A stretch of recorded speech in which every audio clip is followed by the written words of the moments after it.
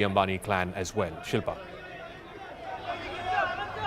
Well, Zaka, actually you have the vantage point of view because I am stationed on the other side, but I do believe, looking at all the media frenzy out, that their family photograph is currently being given. There was a photo op plan for the media and that's taken place right on time. Today is their engagement ceremony and the rings have been exchanged, and that newly engaged couple right there on your screens greeting the media along with their entire family. This is the engagement ceremony of Anant Ambani with Radhika Merchant, who apart from coming from a family that's close to the Ambanis, is also an accomplished dancer herself. She is somebody who delivered an Arangetram performance that was much covered and talked about, and there is apparently going to be a performance later tonight as well. So after this photo opportunity, we're also expecting a spectacular balloon show that is going to be underway. In fact, we just saw those balloons making their way inside,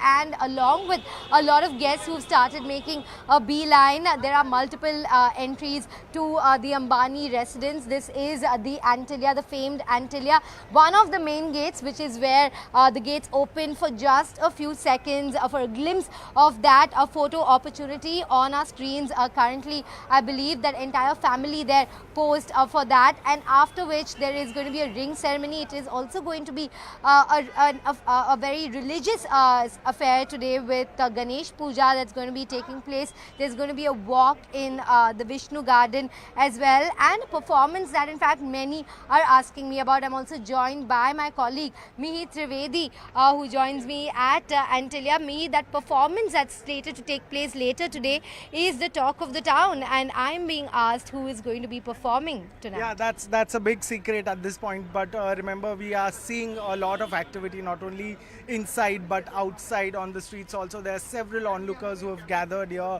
Security is tight. There is a lot of media presence, but they are specifically, moved around in a particular corner. What we are also going to see is, of course, those performances after once Radhika Merchant arrives, and we saw that photo opportunity where the entire family was out there, and they were expecting that there would be some amount of media presence, and that is the case right now.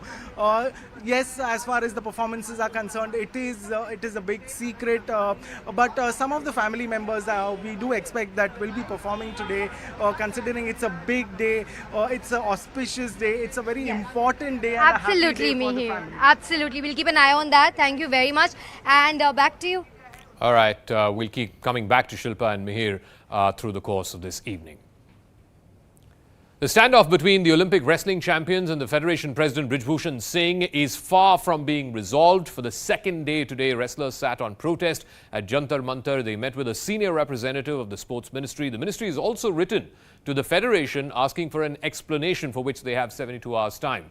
There's also going to be an emergency meeting of the Federation this coming Sunday. The moot question is this: has Mr. Brij Bhushan Singh's continuance as WFI president become untenable? Can this standoff between India's top wrestlers and the Federation president be resolved without him stepping down? But first, the story.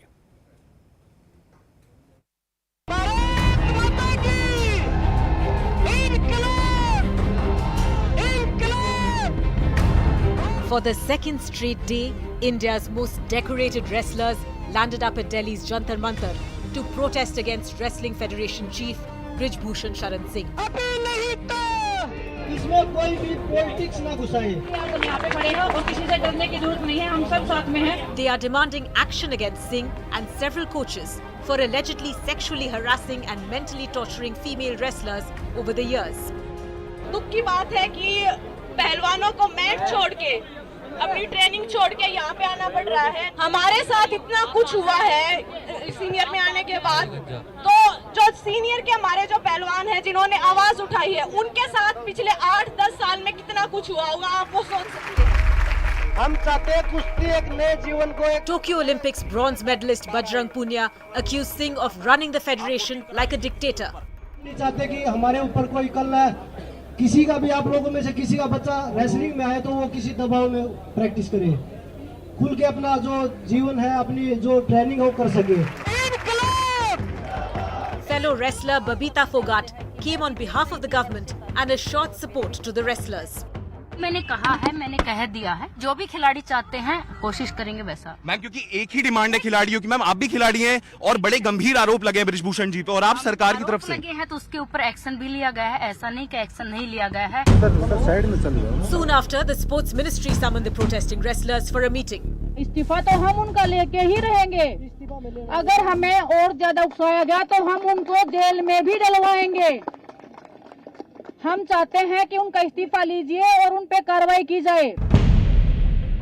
अगर वो 2 minute मेरे सामने बैठ जाएं तो मैं हिंदुस्तान की हर जनता को चैलेंज करती हूँ, उनको मेरे सामने 2 मिनट बिठा दीजिए और वो आंखों में आंखें डाल के बोल दीजिए कि हमने कुछ गलत नहीं किया है। But the man in the center of the storm, Brij Bhushan Singh, remains defiant. कोई बिजनेसमैन खुल करके नहीं आया है, लेकिन साजिश है। ये साजिश के तहत हुआ है क्योंकि एक सप्ताह पहले तक इसी कमरे में बजरंग पूनिया बैठते थे। एक सप्ताह पहले साक्षी मलिक यहाँ बैठी थी। 10-15 दिन पहले विनेश अपने पति के साथ बैठे थे। आज 10 दिन पहले, 7 दिन पहले कोई आरोप नहीं था। हमसे उनको कोई शिकायत नहीं थी। ये एक हफ्ते के अंदर उनको शिकायत पैदा हुई, तो ये बिना कॉन्स्पिरेसी के नहीं है। Singh has been ruling the roost at the WFI for the last decade, but for how long can he remain unscathed? All right, let me go across to our guests who are joining us. Reet Abraham is a former Arjuna awardee. Mahayudh Rawat, sports lawyer. Vikram Yadav, wrestler, is also joining us. Reet, you know, it's been 24 hours, very grave allegations. The gravest allegation is that of sexual assault, sexual harassment. Today you had Vinesh Phogat saying, yesterday it was just 2 or 3 girls who came out and said that they were sexually harassed by the WFI president, by the coaches. Today she says there are 5 to 6 of them. She in fact went on to say that there are people, girls from UP, from Maharashtra, even from Kerala, who have approached her privately and said that they had been harassed either by the president or by coaches.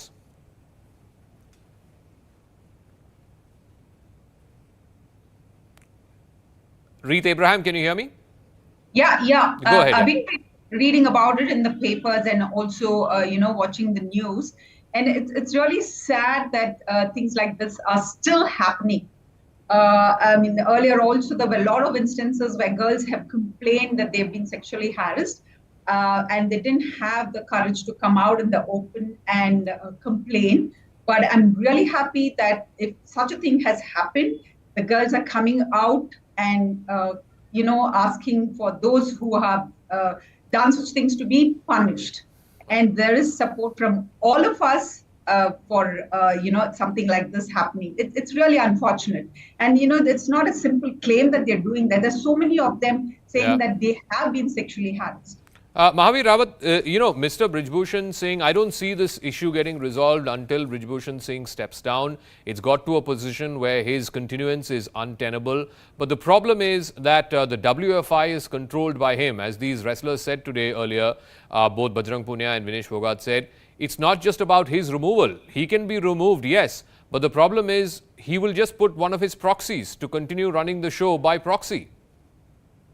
I'll just seek a little bit of some time, so that, because before joining the bar, I was a sports journalist myself, and it was due to all these happenings that was continuously troubling me at some stage or the other.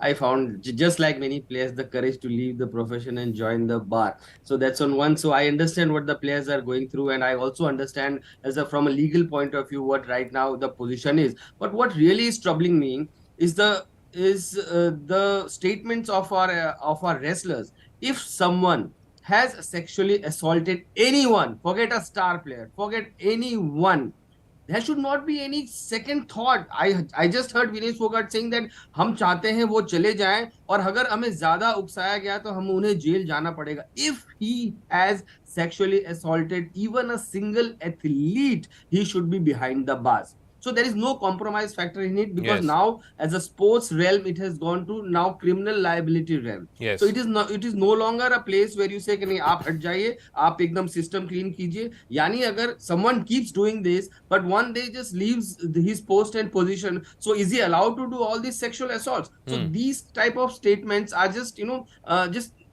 as a lawyer, I am not happy with it. But as a sports person, I know where, and also an ex-sports journalist, I know where this is coming from. Okay. Because at some point of time, you need people like Brij Bhushan Shukla, not this avatar, but many of the organizations which are very weak, which are very poor, which has no locus standi. They need powerful politicians to get permissions for them. They need powerful politicians to get sponsorship for them. And it's just that, this is a clear case where the fence has started to eat its own crop. No, but there's no way. Mahavir, if I may, the issue is even in the case of the BCCI, maybe not a comparable example because obviously it's the richest sports body in the world, but even in the case of the BCCI, matter went all the way up to the Supreme Court, and the Supreme Court said there is merit in asking a professional cricketer, somebody who has played cricket, to run the BCCI, which is why you had Saurav Ganguly and then subsequently now, of course, Roger Binney, who's running the BCCI, to say that they need politicians because politicians get them sponsorships. Yesterday, I spoke to Sakshi Malik. Sakshi Malik says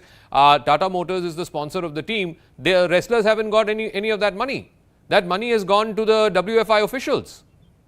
But that's where that's what I'm saying. That's how the money has started coming right now. And that's where the whole chain, the money is always routed through the federation. Because if Tata Motors want to sponsor Sakshi Malik only, I'm sure they are free to sponsor Sakshi Malik. But if they want to invest in wrestling in this country, they have to come via WFI. No, of course, nobody has a problem coming via WFI. But the money has to ultimately reach the intended beneficiary, which is the sportsperson.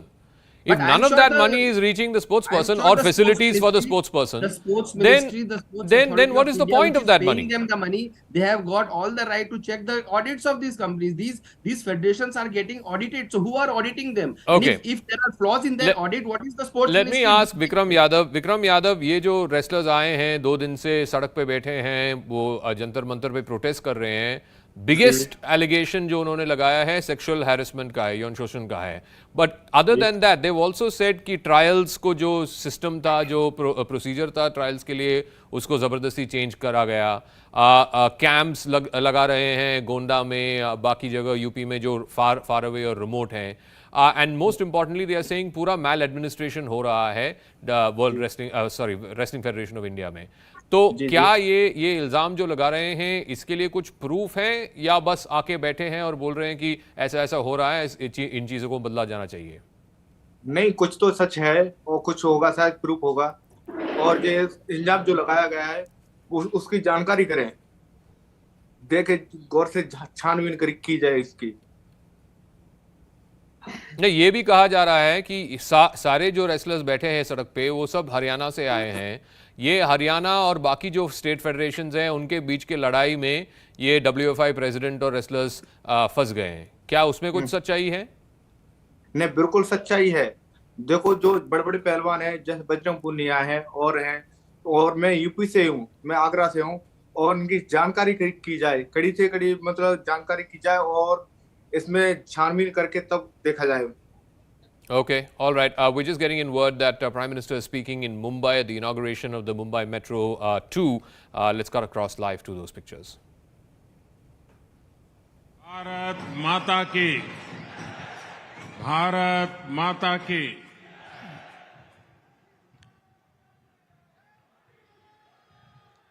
मुंबईतील माझ्या सर्व बंधू आणि भगिनींना माझा नमस्कार.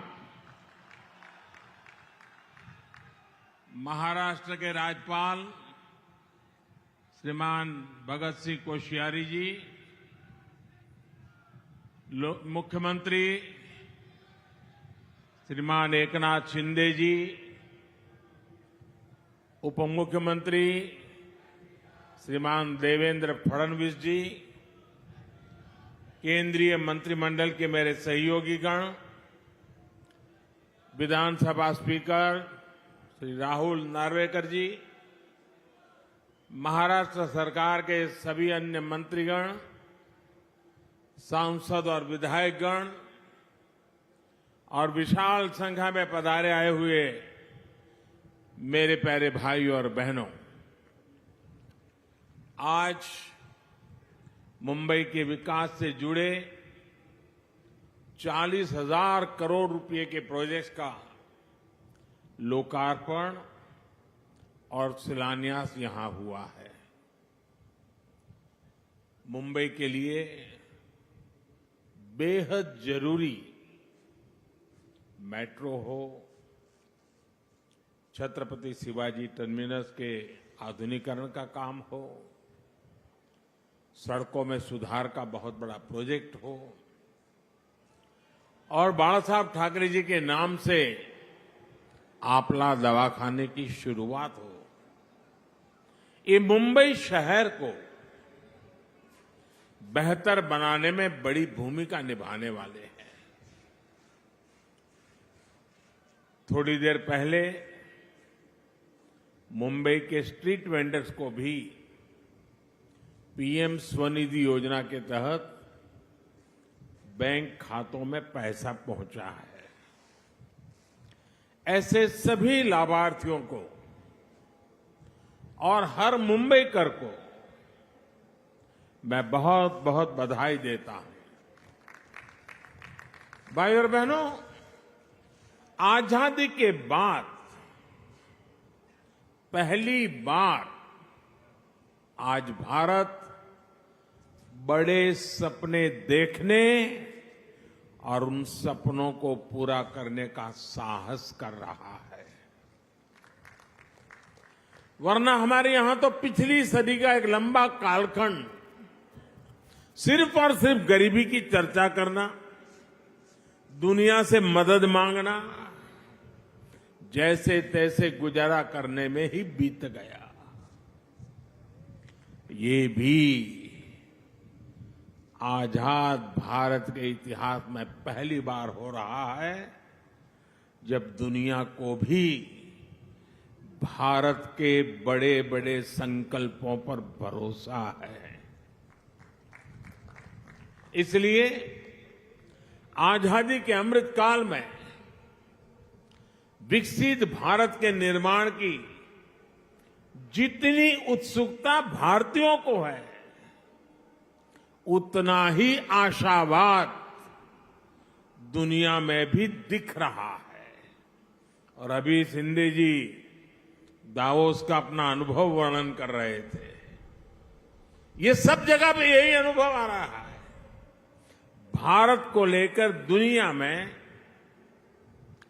इतनी positivity इसलिए है क्योंकि आज सबको लगता है कि भारत अपने सामर्थ्य का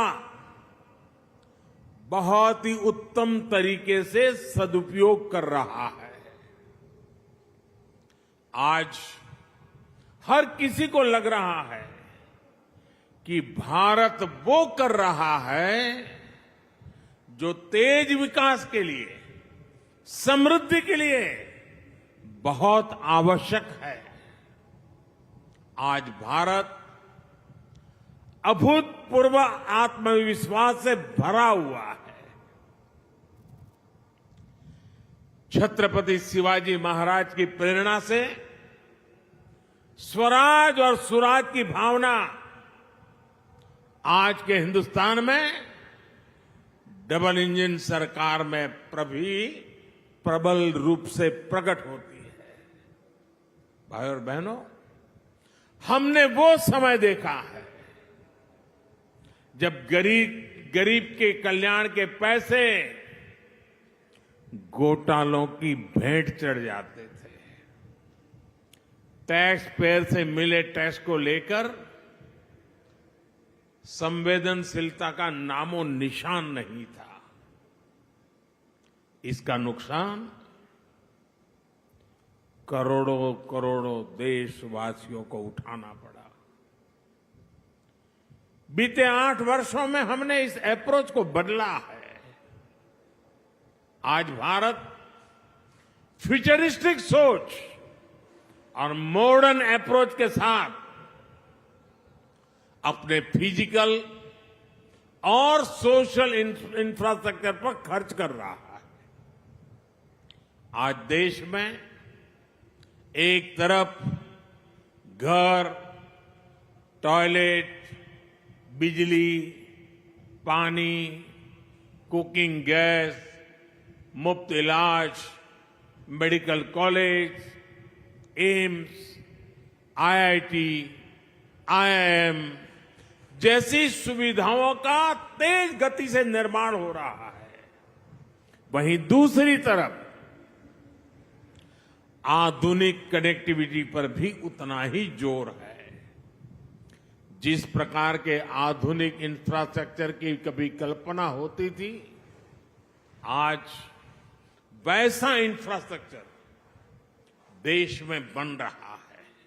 यानी देश में आज की जरूरत और भविष्य में समृद्धि की संभावनाओं दोनों पर एक साथ काम चल रहा है।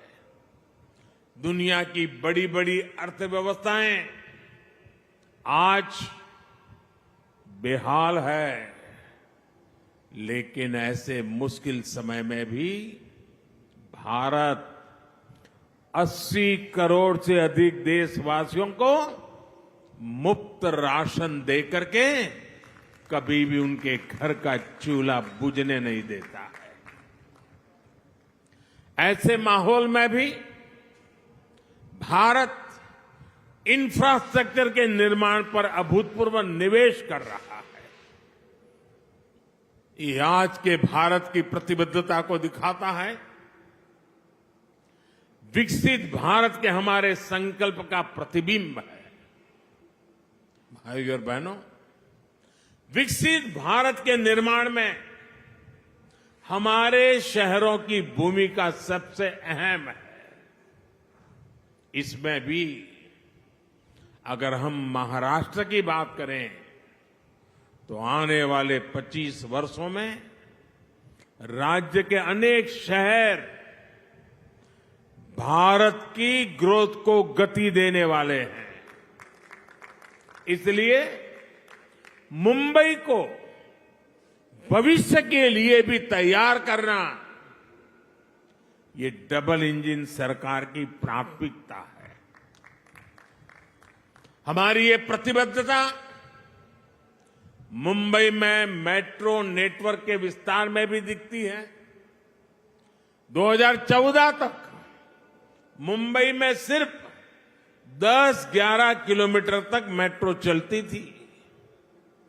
जैसे ही आपने डबल इंजन सरकार बनाई, वैसे ही इसका तेजी से विस्तार हुआ है। कुछ समय के लिए काम धीमा जरूर हुआ, लेकिन शिंदे जी और देवेंद्र जी की जोड़ी के आते ही अब फिर तेजी से काम होने लगा है। मुंबई में 300 किलोमीटर के नेटवर्क की तरफ हम तेज गति से आगे बढ़ रहे हैं। साथियों, आज देश भर में रेलवे को आधुनिक बनाने के लिए मिशन मोड पर काम चल रहा है।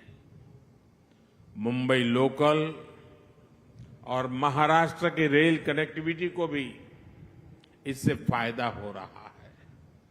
डबल इंजन सरकार सामान्य मानवी को भी वही आधुनिक सुविधा, वही साफ सफाई, उसी तेज रफ्तार का अनुभव देना चाहती है जो कभी साधन संपन्न लोगों को ही मिलती थी। इसलिए आज रेलवे स्टेशनों को भी एयरपोर्ट की तरह ही विकसित किया जा रहा है। अब देश के सबसे पुराने रेलवे स्टेशनों में से एक छत्रपति शिवाजी महाराज टर्मिनस का भी कायाकल्प होने जा रहा है। हमारी ये धरोहर अब 21वीं सदी के भारत की शान के रूप में भी विकसित होने जा रहा है।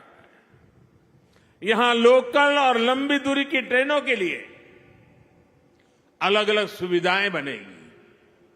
लक्ष्य यही है कि सामान्य यात्रियों को बेहतर सुविधा मिले, काम के लिए आना जाना आसान हो। ये स्टेशन सिर्फ रेलवे की सुविधाओं तक सीमित नहीं रहेगा, बल्कि ये मल्टी मॉडल कनेक्टिविटी का भी हब होगा। यानी बस हो, मेट्रो हो, टैक्सी हो, ऑटो हो यातायात के हर साधन यहां एक ही छत के नीचे कनेक्टेड होंगे। इससे यात्रियों को एक सीमलेस कनेक्टिविटी मिलेगी। यही मल्टी मॉडल कनेक्टिविटी है जिसे हम देश के हर शहर में विकसित करने जा रहे हैं। साथियों, आधुनिक होती मुंबई लोकल मेट्रो का व्यापक नेटवर्क, दूसरे शहरों से वंदे भारत और बुलेट ट्रेन से तेज आधुनिक कनेक्टिविटी आने वाले कुछ वर्षों में मुंबई का कायाकल्प होने जा रहा है। गरीब मजदूर से लेकर कर्मचारी, दुकानदार और बड़े बड़े बिजनेस संभालने वाले सबके लिए यहां रहना सुविधाजनक होगा। यहां तक कि आसपास के जिलों से भी मुंबई आना जाना भी सुलभ होने वाला है। कोस्टल रोड हो, इंदू मिल स्मारक हो, नवी मुंबई का एयरपोर्ट हो, ट्रांस हार्बर लिंक हो, ऐसे अनेक प्रोजेक्ट्स मुंबई को नई ताकत दे रहे हैं। धारावी पुनर्विकास, पुरानी चाल का विकास, सब कुछ अब ट्रैक पर आ रहा है और मैं इसके लिए शिंदे जी और देवेंद्र जी को बधाई देता हूं। मुंबई की सड़कों को सुधारने के लिए भी आज बहुत बड़े स्तर पर जो काम शुरू हुआ है, ये भी डबल इंजन सरकार की प्रतिबद्धता को दिखाता है। भाई और बहनों, आज हम देश के शहरों के कंप्लीट ट्रांसफॉर्मेशन पर काम कर रहे हैं। प्रदूषण से लेकर स्वच्छता तक शहरों की हर समस्या का समाधान ढूंढा जा रहा है। इसलिए हम इलेक्ट्रिक मोबिलिटी पर इतना बल दे रहे हैं, इसके लिए इंफ्रास्ट्रक्चर तैयार कर रहे हैं। बायोफ्यूल आधारित ट्रांसपोर्ट सिस्टम हम तेजी से लाना चाहते हैं। हाइड्रोजन फ्यूल से जुड़े ट्रांसपोर्ट सिस्टम के लिए भी देश में मिशन मोड पर काम चल रहा है। यही नहीं, हमारे शहरों में कूड़े की, वेस्ट की जो समस्या है, उसे भी हम नई टेक्नोलॉजी से दूर करने के लिए एक के बाद एक कदम उठा रहे हैं। वेस्ट टू वेल्थ का बहुत बड़ा अभियान देश में चल रहा है। नदियों में गंदा पानी ना मिले, इसके लिए वाटर ट्रीटमेंट प्लांट लगाए जा रहे हैं। साथियों, शहरों के विकास के लिए देश के पास सामर्थ्य की और राजनीति की इच्छा शक्ति की किसी भी चीज की कमी नहीं है। लेकिन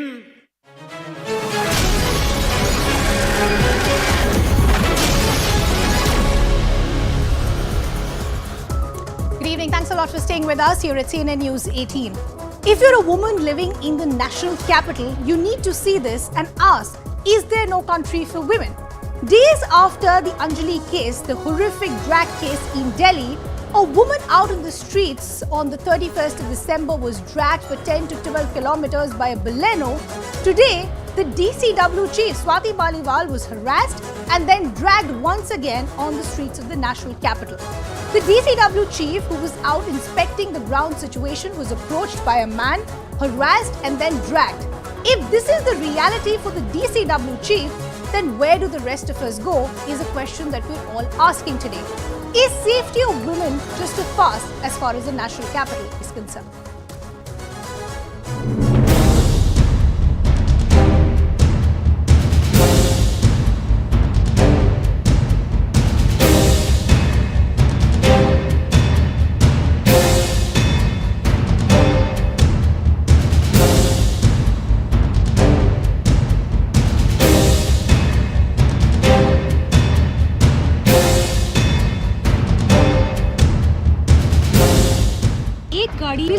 आकर मेरे साथ खड़ी हो गई और उसमें जो आदमी बैठा हुआ था वो नशे में धुत था, मुझे पेस्टर करने लगा कि मैं उसकी गाड़ी में बैठूं और वो मुझे छोड़ देगा। जिस पे जब मैंने उसे पकड़ने की कोशिश करी तो तुरंत उसने विंडो ऊपर कर दी और मेरा हाथ गाड़ी के अंदर अटक गया और मैं उसके साथ लटक गई और 10-15 मीटर तक वो मुझे घसीट कर लेकर गया।